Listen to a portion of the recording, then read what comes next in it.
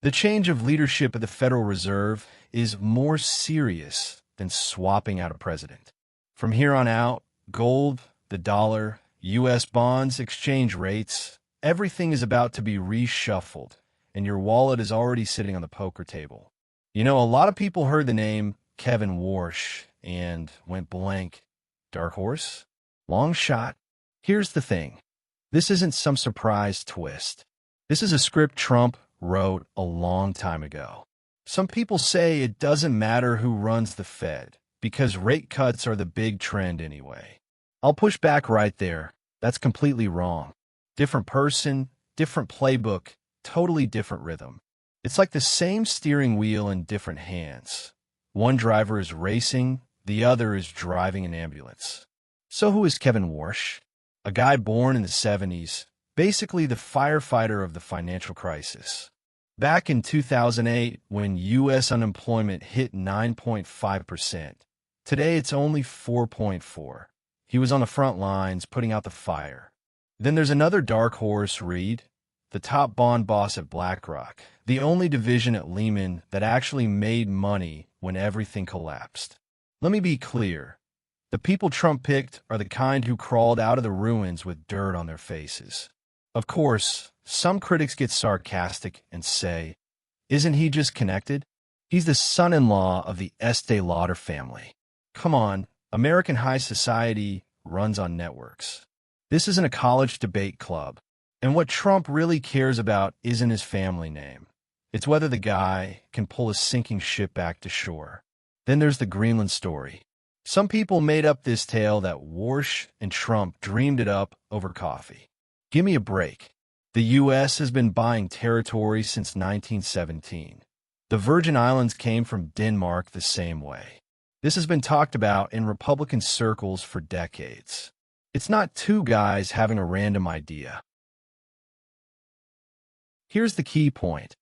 Warsh is a classic hawk. If you've lived through a financial tsunami, you don't wake up every day preaching easy money.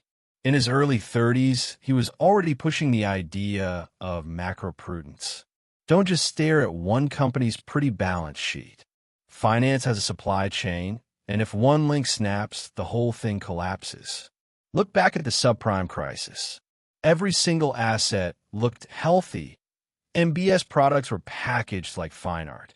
But zoom out, and the whole system was a house of cards with everyone owing everyone else. Warsh was the guy saying, stop, look at the whole picture. Then the other side jumps in again.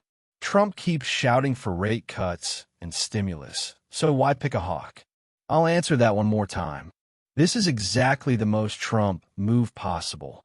He wants the gas pedal, the brake, and a spare tire all at once. The mission is brutal. So he hired special forces, not cheerleaders. And don't be fooled by Trump's loud style.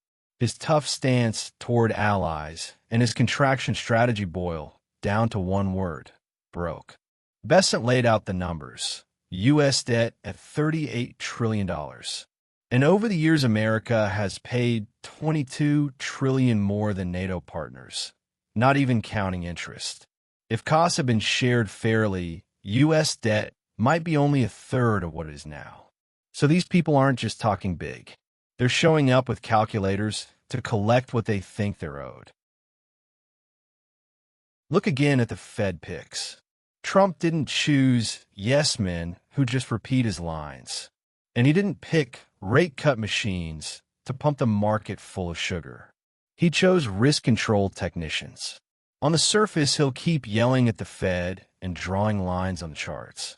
But underneath, he's distracting attention to set up other deals. What will the next 3 years look like? A stronger dollar, fixing the Fed's earnings power. Tariff pressure mixed with military pressure. Treating the whole world like one giant negotiation table. A lot of people say the surge in gold means de-dollarization. But think about it.